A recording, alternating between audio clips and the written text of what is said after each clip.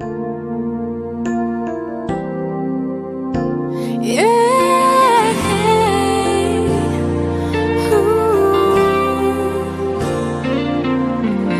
บายดีที่หาตอนนี้เจ้าอยู่ใสคำคืนนี้หัวใจมันรู้สึกเหน็บหนา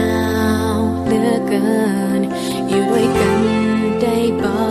ฟังเสียงของหัวใจก่อนเพียงได้รู้สึกนั้นก็อบอุ่นใจชีวิตผู้หญิงคนหนึ่งได้ผ่านคืนนี้ที่หนาวใจถ้าขาดเจ้าไปแล้วคอยคงจะตายเจ้าได้ยินอยู่หรือบ่คอยหักเจ้านะคนดีหักทุกคำในวันนี้สัมผัสรักทั้งใจ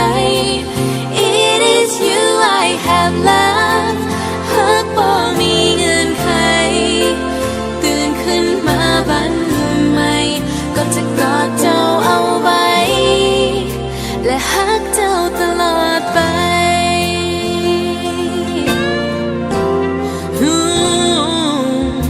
I miss you ที่หาขอพบหน้าได้บ่อยู่ใกล้ชิดก็พอบ่เคยคิดจะสนใจคอยคงบ้า